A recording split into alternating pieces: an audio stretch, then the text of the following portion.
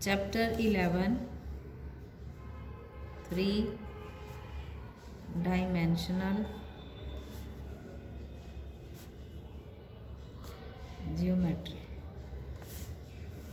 3 dimensional geometry का मतलब हो गया बेटा कि 3 एक्सिस आप यूज़ करांगे।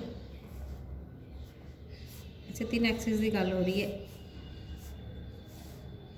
एक्स वाई ते जेड एक्सिस। ठीक है, कोई लाइन है, मान लो कोई लाइन एल है which makes angle alpha with X axis, beta with Y axis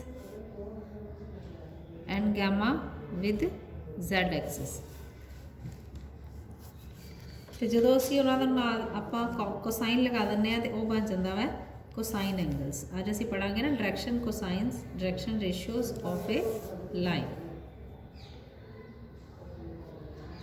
direction cosines of a line L, of a line L.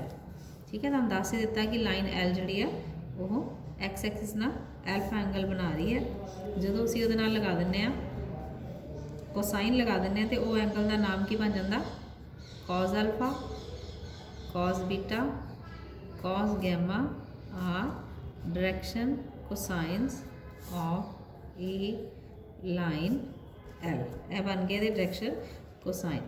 तो अगर असी उल्ट डायरेक्शन ले लीए, ठीक है ना, आ हो गया। तो जे उल्ट डायरेक्शन ले लीए तो फिर वो की बन जाएगा in reverse direction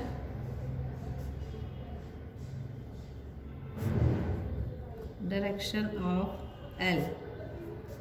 ji line L है वो अगर रिवर्स ऑर्डर च आप एंगल ले लीए तो वह बन जाएगा पाई माइनस अल्फा, पाई माइनस बीटा तो पाई माइनस गैमा। क्योंकि यह लाइन जी उल्टा एंगल बनाएगी, जिस तरह हम एक्स एक्सिस ना अगर एल्फा एंगल बना रही है तो यदि हम अगर ओपोजिट डायरेक्शन आ हो जाएगी ना माइनस एक्स, तो यदा मतलब यदा एंगल जड़ा वाला कितना बनेगा पाई माइनस एल्फा। इस तरह नैक्सट बनेगा पाई माइनस बीटा तो नैक्सट बनेगा पाई माइनस गैमा।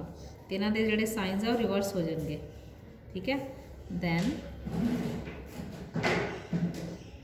एक ही बन जाएगा cos pi minus alpha, cos pi minus beta तो cos pi minus gamma. Second quadrant में सानू पता है कि कॉस की होंदा है नैगेटिव, जो नैगेटिव एंगल बन जाएंगे, यानी कि बन जाएगा minus cos alpha minus cos beta तो माइनस कॉस गैमा। यह बन गए डायरेक्शन कोसाइंस। तो आप डायरेक्शन कोसाइन जड़े आ पॉजिटिव ही ज़्यादा यूज़ करते हैं। ठीक है, जोड़ा एंगल दिता होएगा वो अकॉर्डिंगली असी चलांगे। ठीक है, तो इनू असी जनरली एल एम एन के नाल लिखते हैं।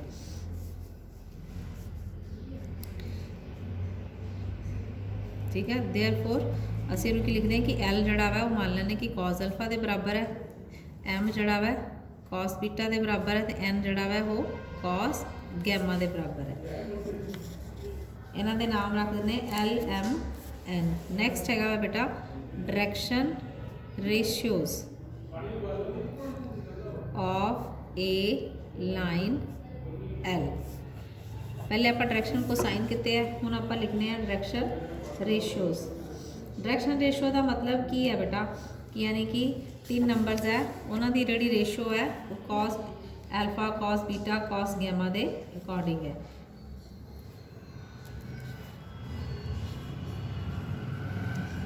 एनी 3 नंबर्स, एनी 3 नंबर्स असी नाम देते हैं उन्होंने A B C, which are proportional to the direction cosines of a line L are called direction ratios. उन्होंने असी की बोलते हैं डायरेक्शन रेशियोज बोलते हैं। यानी कि ए बी सी कोई 3 नंबर है, उन्होंने आप प्रोपोर्शनल ले लिया उन्होंने डायरेक्शन कोसाइन के अकॉर्डिंगली। तो डायरेक्शन कोसाइन आप लिखते हैं जिस तरह एल दे नाल इत्थे कैपिटल एल लिख लो, लाइन जिहड़ी है लाइन का नाम दे दो capital L, direction cosine of a line capital L, क्योंकि असी एल एम एन स्मॉल जिहड़े डायरैक्शन कोसाइन वास्ते यूज़ किए हैं, ये बन जाएगा L over A is equal to M over B is equal to N over C. इनू आप लिख लें कि किसी, क्योंकि प्रपोर्शनल है तो कोई ना कोई नंबर लवांगे असी कि ये प्रपोर्शनैलिटी कि बराबर है, के दे बराबर है, कि कोई कॉन्सटेंट ले लिया, ये अकॉर्डिंगली जो एल है एल कि बराबर आ गया, एल आ गया A K, M is equal to B K and N is equal to C K आ गया। तो एक गल याद रखनी है कि L square plus M square plus N square जोड़ा वा वो की होंदा वा 1 के बराबर है। L square plus M square plus N square जोड़ा वो 1 के बराबर है।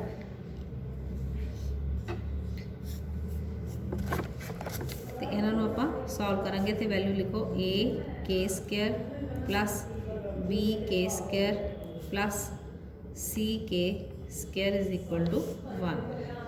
ए square plus B square K square plus C square K square is equal to 1। K square असी कॉमन ले लिया, A square plus B square plus C square is equal to 1। K square is equal to आ गया 1 over A square plus B square plus C square.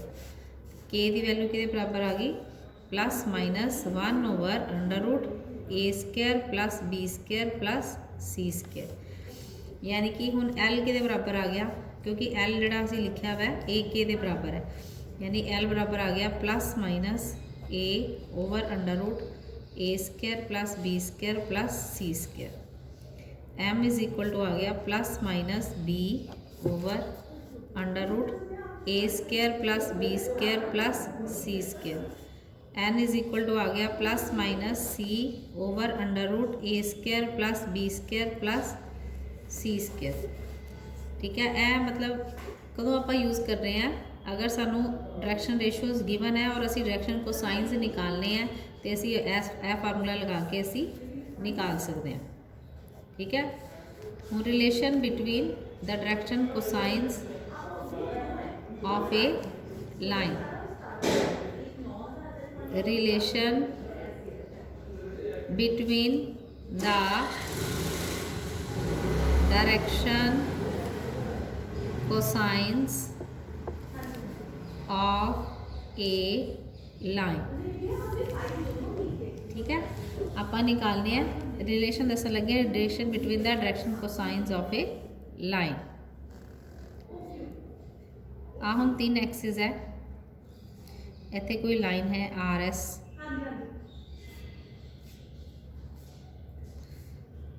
असी की किता ये आप अगर निकालना चाहते हैं कि ये डायरेक्शन कोसाइंस किन्ने होंगे, तो असी की करना इस लाइन के पैरलल एक लाइन खिंच लैनी है जी कि ओरिजिन चो पास कर रही। यह लाइन जी ओरिजिन चो पास नहीं कर रही, ये कोई वैसे लाइन है स्पेस चो जा रही है। तो डायरेक्शन कोसाइंस निकालने लिए असी की करांगे इस लाइन के पैरलल एक लाइन असी निकाल लांगे जी कि ओरिजिन ओ चो पास कर रही है, यानी कि according to the axis a line जी है इसका नाम रखता सी, इत्थे कोई पी पॉइंट है एक्स वाई जेड। ठीक है, P point O P line जी है वो parallel to the R S है। तो हुण सानू पता है कि अगर असी ओ पी लाइन ले ली तो डायरेक्शन कोसाइन जोड़ा है अकॉर्डिंग टू एक्स एक्सिस हो जाएगा alpha, according to Y axis हो गया beta and according to Z axis जोड़ा बन जाएगा वो है गैमा। यानी कि अगर सानू लाइन नहीं भी पता तो भी असी निकाल सकते हैं। इत्थे हुण साइड के उत्ते तुसी ए लाइन ड्रा कर सकते हो। ठीक है, ओ पी जी तुहानू पता है ये जी है तुहाडी एक लाइन है, इत्थों तुसी पी तो परपेंडिकुलर ड्रॉ किया ए, हुण तुहाडी एक राइट एंगल ट्रायंगल बन गई O P A. O P नूं असीं लिख लैंदे कि यह आर के बराबर है, तो यह एंगल तुहाडा हैगा वै अल्फा, तो यह एंगल कितना वै 90 डिग्री। ठीक है, एंगल 90 डिग्री है। पी के पॉइंट असीं ले ले एक्स वाई जेड। हुण अकॉर्डिंग टू एक्स जोड़ा असीं लैना वै एक्स एक्सिस के अकॉर्डिंगली असीं की लैना वै कॉज अल्फा, तो कॉज अल्फा ਉਹਦਾ ਫਾਰਮੂਲਾ ਕੀ ਹੁੰਦਾ, ਬੇਸ ਓਵਰ ਹਾਈਪੋਟੇन्यूज, यानी कि ओ ए ओवर ओ पी, ये बन गया एक्स ओवर आर। ठीक है, एक्स ओवर आर, ये हो गया तुहाडा कॉस एल्फा के बराबर। तो कॉस एल्फा नूं असीं नाम की दिता एल, यानी एल इज इक्वल टू आ गया X over R. It implies L R किहदे बराबर आ गया, एक्स दे। सिमिलरली वाई जिहड़ा वो आ गया एम आर, Z आ गया एन आर। तो इन्हां तिन्नां नूं आपां की करदे ने by squaring and adding. Equation number मान लो 1 होगी, 2 होगी, तो है 3 होगी। By squaring and adding equation 1, 2 and 3, ये बन गया तुहाडे को X square plus Y square plus Z square is equal to बन गया बेटा L square R square plus Y square R square plus N square R square. R square तुसी common ले लो, X square plus Y square plus Z square is equal to R square common आ गया, L square plus M square plus N square. ये आ गया X square plus Y square plus Z square is equal to R square into 1। तो साढ़े को की बन गया, साढ़े को आ गया X square plus Y square plus Z square is equal to R square आ गया। ठीक है, ये आर स्केयर के बराबर आ गया। तो इत्थे लिख लेना बिकॉज जिहड़ा L square plus M square plus N square जिहड़ा सी वो किहदे बराबर सी, 1 दे बराबर सी। ठीक है, नैक्सट देखो direction cosines of a line passing through 2 points. Direction cosines of a line parallel to of a line passing through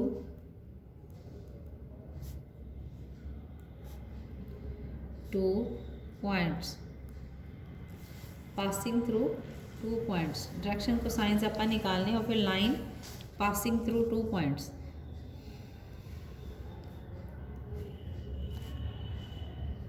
ये उसी तरह थोड़े एक्सिस हो गए, एक्स ओ वाई जेड, कोई लाइन है पी क्यू। ठीक है, क्योंकि एक लाइन 2 पॉइंट चो पास कर रही, कि पी चो तो एक क्यू चो।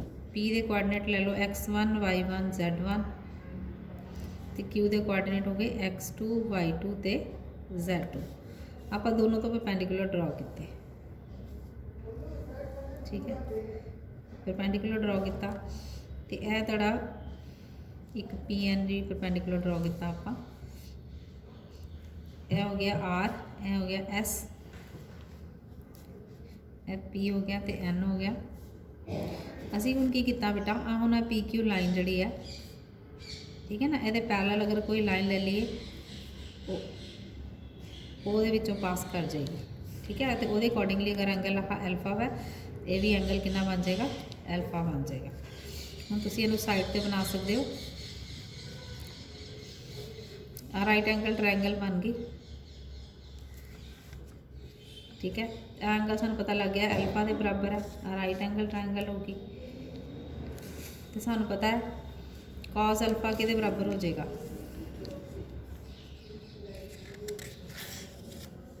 कॉस अल्फा जड़ा हो गया cos alpha is equal to P N over P Q, P N over P Q. P N कितना होएगा, यह हो जाएगा तुहाडा इत्थों दी डिस्टेंस जड़ा वा वो हो जाएगा x1। ठीक है ना, ओ तो P तक का डिस्टेंस x1 है, ओ तो N तक का डिस्टेंस जड़ा वो कितना है x2। इसका मतलब पी एन जड़ा थोड़ा बन गया, वो बन गया x2 minus x1 over P Q. Similarly cos beta निकाल लाँगे, अंडरस्टूड हो जाएगा कि y2 minus y1 over P Q आ जाएगा। तो जोड़ा थोड़ा कॉस गैमा वा वो बराबर आ जाएगा Z2 minus Z1 over PQ। हुण जोड़ा PQ है वो की है, PQ जोड़ा बेटा है वो तुहाडा है डिस्टेंस बिटवीन टू पॉइंट्स। तो वो फार्मूला की हुंदा x2 माइनस x1 का whole square plus y2 minus y1 का whole square plus z2 minus z1 का होल स्केयर, यानी कि नीचे डिस्टेंस फार्मूला लगा हुआ। ठीक है, तो यह जोड़े तुहाडे बन गए, इसका मतलब y2 minus y1 over PQ यानी कि इन्हों डिवाइड किया होया ना आपां L square plus M square plus N जोड़ा असीं पिछे किया सीगा। ठीक है, कि जिस तरह आप अगर डायरेक्शन कोसाइन निकालने हो तो A over under root A square plus B square plus C square, यही चीज़ तुहाडे को बन गई कि आप इनू डिवाइड कर सकते, डिवाइड किया होया पी क्यू नूं इहदे नाल। ते इहदे अकॉर्डिंगली जिहड़ा तुहाडा वै फार्मूला बन गया। अगर तुहानूं डायरेक्शन नंबर्स दिते हुए दो लाइन्स दे ए तुहाडे डायरेक्ट पॉइंट दिते हुए आ, इहदा मतलब ए तुहाडे बन गया डायरेक्शन कोसाइनस, एक कोसाइन बन गया ना, cos alpha cos beta cos gamma ले लिया तो कोसाइन बन गए। तो अगर असीं इहनूं इहदा मतलब अगर पी क्यू नाल डिवाइड होए है तो यह जी उपर वाली चीज़ है ये की बन गए तुहाडे डायरेक्शन रेशियोज, ये तुहाडे बन गए direction ratios. Therefore direction ratios of a line which passes through two points P x1 y1 z1 and Q x2 y2 z2 जी कि दो पॉइंट चो पास कर रही लाइन जी अगर असी डायरेक्शन रेशियोज निकालने हो तो निकालने का तरीका की है, that is x2 minus x1 y2 minus y1 तो Z2 माइनस Z1 इनू असी इस ब्रैकेट के नाल शो करते हैं। ठीक है, यह तुहाडे हो गए direction ratios of a line which passes through two points. तो डायरेक्शन कोसाइंस अगर निकालने हो, direction cosines of a line which passes through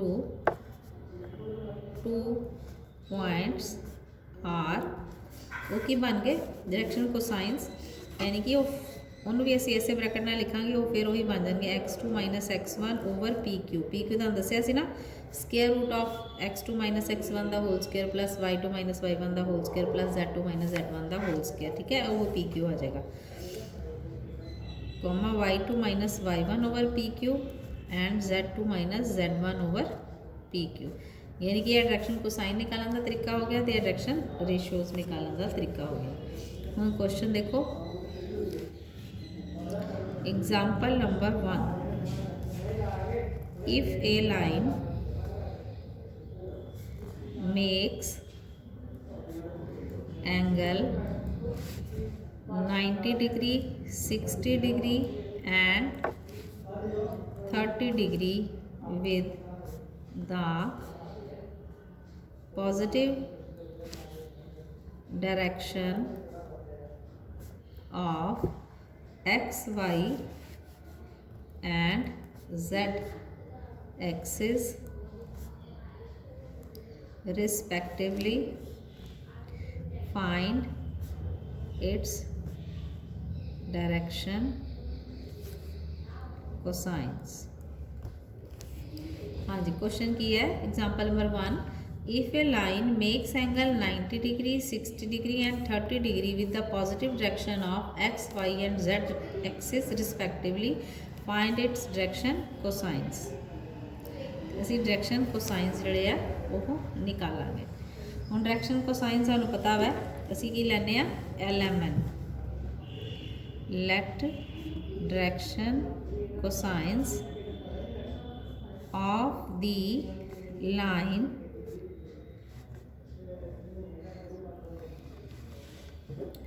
with positive direction of x, y and z axis respectively be LMN। ठीक है, LMN suppose कर ले where L जड़ा के बराबर आ जाएगा cos 90 डिग्री दे।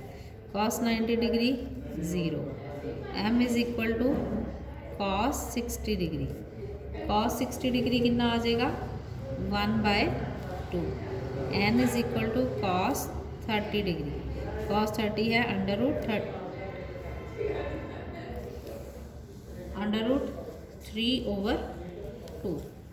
ये बन गया तेरे डायरेक्शन कोसाइंस। ठीक है, एल एम एन निकाल ले डायरेक्शन कोसाइंस, क्योंकि एंगल दिते ही तो एंगल के अकॉर्डिंगली डायरेक्शन कोसाइंस प्रूफ हो गए। Example number 2, if a line has direction ratios 2, -1, -2,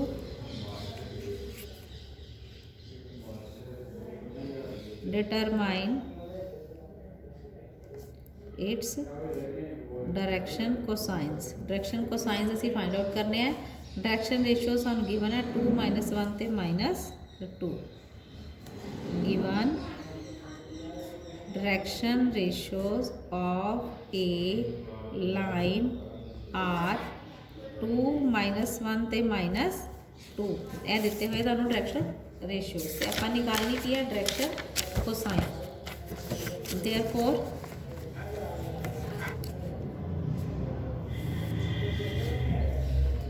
direction cosines are का की फार्मूला है 2/√2² प्लस -1² प्लस -2² -1/√2² प्लस -1² प्लस -2² जो एक पॉइंट गिवन हो फिर आप सिंपल इस तरह स्केयर रूट ले लेना, square root of sum of the values, square of sum of square of values. ये आ जाएगा -2/√2² प्लस -1² प्लस -2²। इनू सॉल्व कर लो, दैट इज 2/4 प्लस 1 प्लस 4, यानी कि आ जाएगा √9। इनू सॉल्व कर लेंगे तो यानी कि आ गया -1/3, दैट इज 2/3 -1/3 तो माइनस इतने 2 है -2/3। यानी अगर डायरेक्शन रेशियोज गिवन है तो आप डायरेक्शन कोसाइन जोड़े वो फाइंड आउट कर सकते हैं। Example number 3, find the direction cosines of the line passing through 2 points -2, 4, -5 and 1, 2, 3। मतलब अपन डायरेक्शन कोसाइन निकालने हैं of the line passing through the 2 points, जी कि लाइन 2 पॉइंट्स जो पास कर रही है सेम बन गया। पी क्यू पॉइंट ले लिया आप, पी पॉइंट दिता है -2, 4 ते -5, क्यू पॉइंट है 1, 2, 3। उसका सौखा तरीका की है, पहले डायरेक्शन रेशियोज निकाल लो। Direction ratios of P Q R इनू आप इस ब्रैकेट नाल शो करना है ताकि कन्फ्यूज ना हो जाओ, ताकि ये ब्रैकेट पाई होगी तो दूरों पता लग जाएगा कि ये डायरेक्शन रेशियोज तुसीं लिखे हुए हैं।